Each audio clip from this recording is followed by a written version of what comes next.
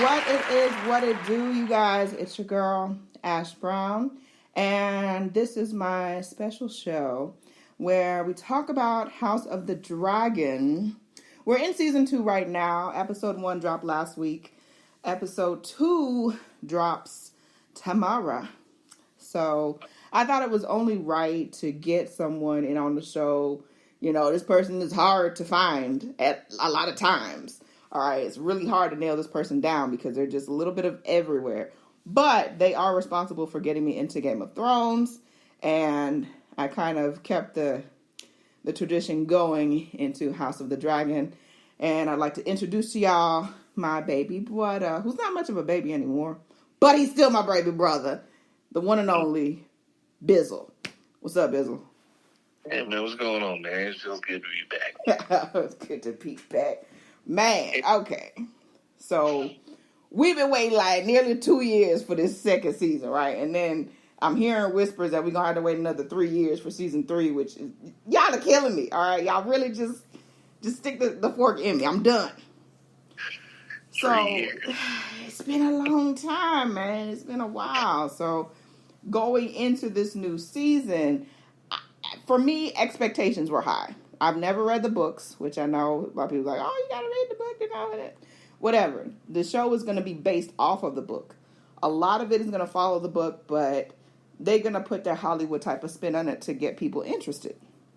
So, going into this season 2, my expectations, honestly, Bizzle, I wanted it to just be out the gate. I didn't want blood everywhere. Blood, carnage, everybody getting it. Everybody getting ripped apart. Everybody getting tore up. It didn't really go like this. It kind of was a little reminiscent of the first season, how things were kind of slow, like the first few episodes. Some key things came into play, which I felt needed to happen because you got to give the fans something. But I expected a lot more blood and a lot more just sinisterness to be just happening this episode. So I want to get, your take on episode 1, A Son for a Son. Yeah, I mean, the way that the writers have gotten down with the show from initial Game of Thrones and even House of the Dragon, there's a lot of storytelling. Like when it comes to the way that they write, and the reason why it's so compelling is because there's a lot of, they want to make you tune in. You got to sit through a lot of story, and for the most part, a lot of that story has to set the groundwork for those big events. So I think that's kind of what we were dealing with this episode. Most of what we saw in episode 1 was the mama grieving, and actually laughed when I seen the group of people that were freaking out, dragon. And I'm like, wait, this dragon showing up out of nowhere? And it was literally Rhaenyra. Rogue flying in to get her son's remains or what she could, get from or whatever. So, of course, there was a scene with her and her oldest, and the thing that kind of surprised me is just how much he's aged between this episode and I know it's been 2 years, but it was surprising to me just how much older he looked when this only a matter of days supposed to have gone by. Like they weren't really hung up on that. They're like, hey, as long as the fans hear how it starts and the night watch and all that, we just gonna count on them getting sucked into that, not notice that this little teeny bopper looks like he's 18 now. But that was pretty wild for me too, because I'm like, he looks completely different. Because it took me a minute, I love that first scene where they were in Winterfell, and I was like, oh, because it was kind of like brings back memories and the similarities of things. But then also I thought, did I click on the wrong show? Wait a minute, why are we in Winterfell? But they didn't recast this man, did they? I looked and tilt my head a little bit. I'm like, no, that's him. He just aged up. Yeah, and I don't know how they're aging or not aging, but how their filming schedule was, because yeah, it looks a lot different. He looks a lot different than what we saw in the finale from last season. And I've been going through a lot of different blogs, and a lot of people have been talking about it and stuff. So allegedly, from the finale of first season into first episode, it's supposed to span of like 2 weeks. Mm-hmm. And I'm like, that's it? Not 2 years? Yeah, so it's like the span of like 2 weeks of things happening. But yeah, because I want to say his name is Jay Saris or something like that. The son, the older son. Just Saris. Yeah, something like that. So that was interesting. Let's see. They said, and I didn't realize it until afterwards, Rhaenyra only had like one sentence the whole episode. Did you notice that? Rhaenyra? Yeah, Queen Rhaenyra. She only had one. She had one line the entire episode. I didn't realize that till they said it. And that whole, I want, Aemon Targaryen. That was her whole. She didn't say anything the whole episode. I was like, really? So I got to go back and look at it. I mean, she didn't do a whole lot of talking. She was mean mugging for the most part. So that was interesting. All right, so Daemon is going to be Daemon as he always is. And so it was really no surprise he was going to do something a little unscrupulous towards the end, the whole, blood and cheese. It was expected because it's Daemon. He doesn't go by the straight and narrow. That's not in his character. He doesn't do that. He's going to get some stuff done. And even if it does ruffle some feathers, he's going to get it done one way or the other.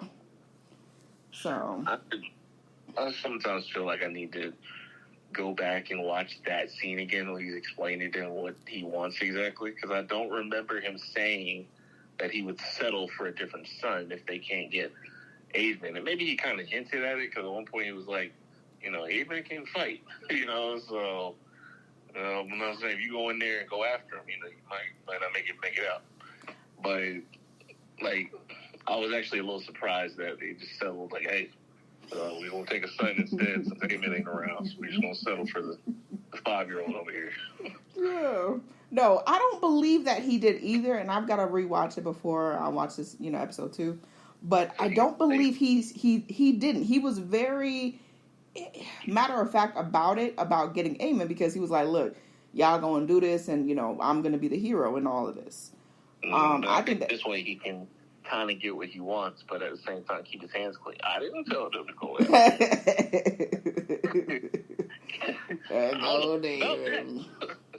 There go David. Now, according to the book, that scene, obviously they Hollywooded up and all that stuff. But originally in the book, they said that Helena usually takes the kids to go see Alicent before they go to bed. So everybody in the book was allegedly in Alicent's chambers, wishing her, goodbye, grandma, and all this shit. And then that's when Blood and Cheese bust through, and it was like, give us the son, blah, blah, blah. And by that point, they tie up Helena, they tie up Alicent, and they watch as they mutilate this child. So I was like, yeah, that's... I mean, either way, it's a mutilation of a baby, which, is sad, but at the same token, we had to get some blood out of this, man. So we had to get some more blood out of this. So. Yeah, so you hear them, like, carving the... Yeah, it's... But obviously what they showed on TV, or what we heard, was a lot less sinister than what they did in the book. Yeah, what they did in the book. Alicent's still a whore. She didn't you say you was done with Buddy at the beginning of the episode? Oh my gosh. Caught up in the system. With all the details coming in the end, and I guess Sir Christian, or whatever his name is, I guess he just accepted his fate because he didn't seem like much to believe. What's done. He just seemed like I wouldn't be surprised if they go ahead and just kill him off this season, because he didn't want to be, Rhaenyra's play toy in season 1, but now you doing this stuff for Alicent. So what is it, man? You forgot your morals at the door. Like, what happened? You wasn't willing to do that with Rhaenyra, but Alicent, you change your mind. Like, I get it. You okay with being a hoe? Yeah, it is what it is. I mean, I don't think that it's necessarily an issue of her just being with somebody else. I think because of his position, it doesn't look good. You're sleeping with the help. You know what I'm saying? And it's not a good look. Not a good. But down, it's not going to be one of their main concerns. No, but also they don't need it for the war. Yeah, but also if he was on par with his work and stuff, he would have made sure that there was guards outside of Helena's room, and that couldn't have happened. You know what I'm saying? If he had all his ducks in a row, I think he might still get blamed, because technically, he. I didn't think about that. Somebody else was talking about that, and I was like, that's a good point. Yeah, you could do whatever, but make sure your ducks is in a row, because even though he wasn't personally over Helena and the kids, I think he's the head of the Kingsmen or whatever, the King's Guard. I think he's like the head of it. So it's like, you need to do your job. So you sit up there doing the queen, but you didn't. I think he's going to catch some fire. He should. If he don't, he should catch some fire in this next episode. So. He been dodging bullets. Not time for him, because you remember he killed somebody in last season, like cold-blooded murder in the middle of a. Oh yeah. He never had an answer for that. He did. I remember that now. He did. I want to go into what is it? She's not a queen, but like Auntie Rhaenys, Rhaenyra's sister. The one that stayed at the castle. She and Daemon ain't really cool. She's the mother of the chick that Daemon had married last season, if you remember. But she's the auntie. She's the auntie of Rhaenyra. So the white woman that rode in on the dragon last season and didn't do nothing. Yes. Oh my God, I'm still mad at her. I'm still upset about that. I'm like, bitch, you could have killed everybody one time. Just done it. You could have done it, man. And Daemon made reference to that this season. He was like, if you'd done your job, you did what you need to do, we wouldn't be in this situation. He's trying to lay a guilt trip on her over there. She's like, that was not my fight. Man, if he was down, man, for real, man. She was. Bad, Daemon. He might need to just let that ride. He ain't wrong, though, man. He not wrong.